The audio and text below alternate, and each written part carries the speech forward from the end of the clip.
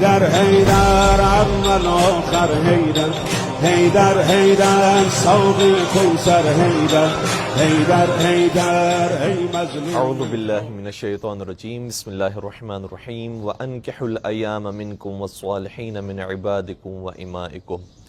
ناظرین کرام، سب سے پہلے ماہ مبارک رمضان کی مبارکباد آپ تمام کی خدمت پیش کرتے ہیں اور یہ دعا کرتے ہیں کہ انشاءاللہ یہ مہینہ ہمارے لیے خیر و برکت کا سبب بنے، اور ساتھ ہی ساتھ ہم اسپریچول گارڈن کا بھی بہت شکریہ ادا کرتے ہیں کہ جنہوں نے ہمیں موقع فراہم کیا کہ آپ کے پاس آ کر 10 منٹ کی گفتگو پیش کریں، اور انشاءاللہ یہ سلسلہ 20 رمضان المبارک تک جاری و ساری رہے گا.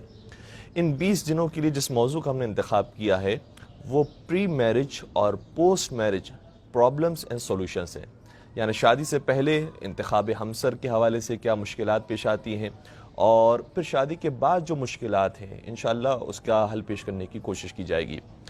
دیکھیں سورہ نور کی آیت نمبر 32 کے اندر یہ ارشاد ہو رہا ہے کہ وَأَنْكِحُوا الْأَيَّامَ مِنْكُمْ وَالصَّالِحِينَ مِنْ عِبَادِكُمْ وَإِمَائِكُمْ. یہ خود حکم پروردگار ہے کہ نکاح کرواؤ. نکاح کرنے کا لفظ نہیں آیا، نکاح کرواؤ. نکاح کرواؤ. کس کا نکاح کرواؤ؟ کہ جو سنگلز ہیں اور جو ان میرڈ ہیں ان افراد کا نکاح کرواؤ جو جوانی کی عمر تک پہنچ چکے ہیں، چاہے وہ آزاد ہوں چاہے وہ غلام اور کنیز ہوں. اگر وہ شادی کی عمر تک پہنچ چکے ہیں تو اس ایج کا تقاضا یہ ہے کہ ان کا نکاح کروایا جائے. اور دیکھیں ہم سے بہتر ہمارا خالق جانتا ہے. خالق انسان کا حکم انسانوں کے لیے ہے کہ دیکھو اس ایج کے اندر تمہیں نکاح کر لینا چاہیے یا نکاح کروانا چاہیے. افسوس کے ساتھ کہنا پڑتا ہے کہ ایک طرف سے جوان بھی آہستہ آہستہ اس چیز سے دور ہوتے جا رہے ہیں اور کوشش کرتے ہیں کہ پہلے ہم اسٹیبل ہو جائیں، پہلے ہم پڑھ لکھ لیں، پہلے ہم مال دولت کما لیں اور اس کے بعد پھر ہم شادی کی طرف آگے بڑھیں. اور اسی طریقے سے والدین بھی یہ سوچتے ہیں، اور اگر کبھی اولاد یہ کہتی بھی ہے کہ پلیز ہماری جو ہے وہ شادی کے لیے کوئی اسباب پیدا کریں، تو سامنے جواب یہ ملتا ہے کہ کیا تجھے شرم نہیں آتی؟ ابھی تمہاری عمر کیا ہے؟ تم نے کمایا کیا ہے کہ جس کے بعد تم یہ والی بات کر رہے ہو؟ جب تم بڑے انسان بن جاؤ تب یہ بات تم کہنا. تو ناظرین کرام، بڑا انسان تو وہ ہو چکا ہے، اسی لیے تو اس نے آ کر یہ ریکویسٹ کی ہے اور یہ شکایت پیش کی ہے. اور محسوس کیجئے گا اس بات کو کہ اگر جوان اس ایج میں آ کر یہ بات نہیں کرتا ہے تب ایب نارمل شمار ہوگا. جس طرح سے بچہ جب پیدا ہوتا ہے اور وہ نہیں روتا تو اس بچے کو کہا جاتا ہے کہ اسے رلانے کی کوشش کی جائے تاکہ وہ نارمل اور نیچرل بچہ بنے.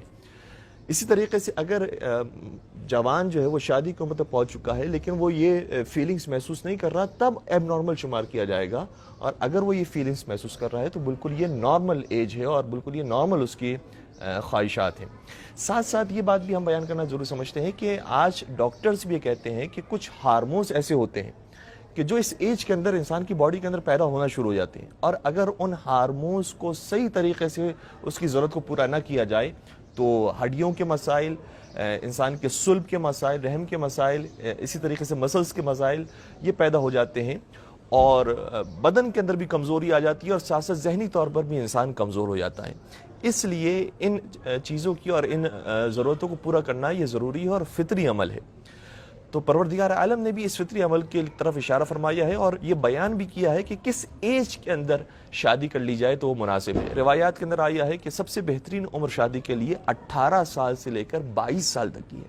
جی ہاں، 18 ایئرز سے لے کر 22 ایئرز کی جو ایج ہے وہ بہترین ایج ہے شادی کرنے کی. البتہ یہ کوئی واجب قرار نہیں دیا گیا ہے کہ 18 سال ہوتے ہی شادی کروا دی جائے، 18 سال سے پہلے نہیں ہو سکتی یا 22 سال کے بعد نہیں ہو سکتی، لیکن ایک بہترین عمر کی جو عام انسانوں کے لیے ہے وہ بیان کی گئی ہے. ورنہ ممکن ہے کہ جغرافیائی لحاظ سے یا خاندانی لحاظ سے کبھی کبھار ہارمونز بہت جلدی پیدا ہو جاتے ہیں اور کبھی کبھار ان ہارمونز کو پیدا ہونے میں دیر لگتی ہے.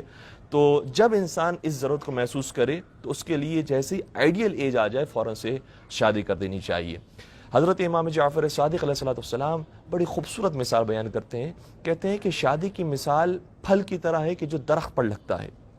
اگر پھل پکنے سے پہلے توڑ دیا جائے اور کھا لیا جائے تب بھی وہ بد مزہ معلوم ہوتا ہے، اور اگر اسے پکنے رہنے دیا جائے یہاں تک کہ وہ سڑ جائے اس کے بعد اگر اس کو چکھا جائے تو ظاہر سی بات ہے کہ اس کا مزہ بھی خراب ہو جاتا ہے. تو فرماتے ہیں کہ شادی کی مثال بھی پھل کی طرح ہے. اگر شادی کی عمر سے آنے سے پہلے شادی کر دی جائے اور بہت کم سنی میں کم عمری کے اندر شادی کروا دی جائے، جس طرح سے بس اوقات تھرڈ ورلڈ کنٹریز کے اندر دیکھنے کے اندر آتا ہے، تو یہ بھی نامناسب ہے.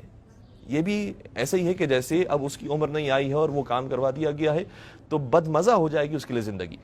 اور اگر شادی کی عمر آ گئی ہے اور انسان ان فکروں کے اندر ہے کہ پہلے میں اسٹیبل ہو جاؤں گا، پہلے میں اسٹڈیز کر لوں گا، پہلے میں اپنا مکان الگ کر لوں گا اور اس کے بعد پھر میں شادی کی طرف آؤں گا، اور ساتھ ساتھ زندگی گزرتے جا رہی ہے، عمر ختم ہوتے جا رہی ہے، تو پھر شادی اگر کی بھی جائے گی تو وہ لذت محسوس نہیں ہوگی، اور وہ جو مواقع ملنے چاہیے تو اس موقع کے اوپر وہ نہیں ملیں گے، تو جسمانی طور پر بھی انسان کمزوری کا شکار ہوگا اور ذہنی اور فکری اعتبار سے بھی کمزوری کا شکار ہوگا، بلکہ مجھے کہنے دیجئے کہ روحانی اور معنوی اعتبار سے بھی انسان پیچھے رہ جائے گا۔ کیوں؟ اس کے لیے ایک روایت ہے جو ہمیں سپورٹ کر رہی ہے، اور ظاہراً حضرت امام جعفر صادق علیہ السلام ہی شاہ فرماتے ہیں کہ 2 رکعتی نماز جو شادی شدہ شخص پڑھتا ہے وہ ان 70 رکعتی نماز سے افضل ہے کہ جو کوار افراد پڑھ رہے ہوتے ہیں۔ اس کا مطلب یہ ہوا کہ کوئی چیز ایسی ہے کہ جو شادی شدہ افراد کو روک رہی ہے برائیوں سے، گناہوں سے روک رہی ہے، کہ جو شاید شادی کی عمر پر آنے کے باوجود بھی شادی نہ کرنے والے افراد کو نہیں روک پا رہی، اور وہ 70 اگر نمازیں پڑھ رہے ہیں تو ان کی نمازوں پر بھاری ہے اس شادی شدہ فرد کی 2 رکعتی نماز۔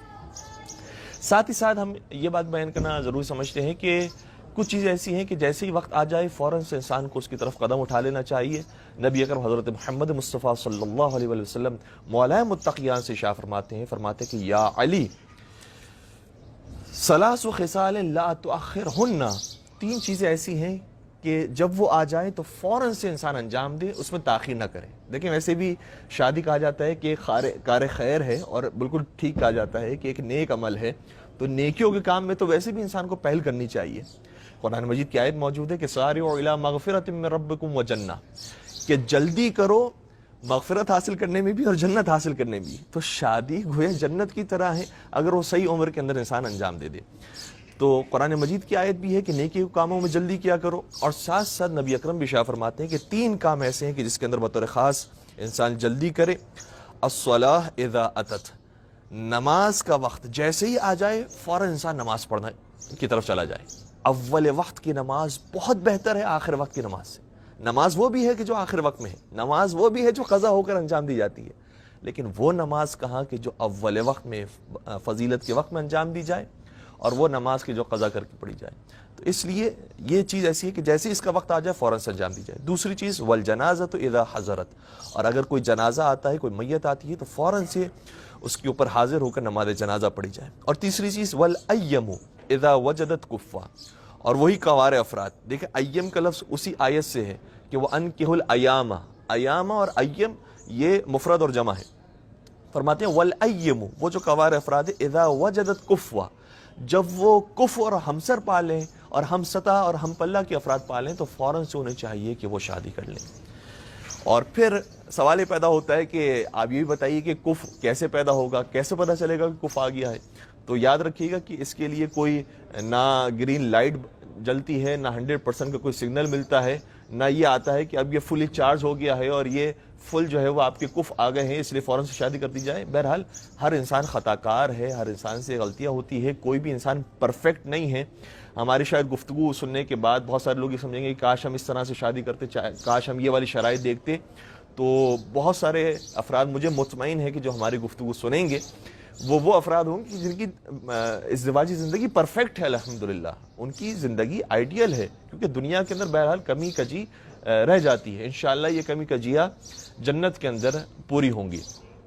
تو جو شرائط بیان کی گئی ہے انشاءاللہ ہم اگلی آنے والی گفتگو کے اندر ان شرائط کو بھی ڈسکس کریں گے، لیکن مجھے یہ کہنا پڑتا ہے کہ ہمارے معاشرے کے اندر جو ہندوستان پاکستان کا معاشرہ ہے، اس معاشرے کے اندر لڑکی اور لڑکی کی شرائط سے زیادہ اس کے ساس سسر کی اور اس کے گھر والوں کی شرائط کو دیکھا جا رہا ہوتا ہے، جبکہ روایات کے اندر جب شرائط کا ذکر کیا گیا ہے تو شرائط میں لڑکا اور لڑکی کی شرائط کا بیان کیا گیا ہے کہ لڑکا ایسا ہو کہ جو دیندار ہو، جو متقی ہو، جو پاک دامن ہو، عفیف ہو، با اخلاق ہو، اور لڑکی بھی اسی طریقے سے جو ملنسار ہو، جو گھر والوں کے کام کرنے والی ہو، اور اصالت خانوادگی یہ بھی دیکھنا ضروری ہے کہ خاندانی لوگ ہوں۔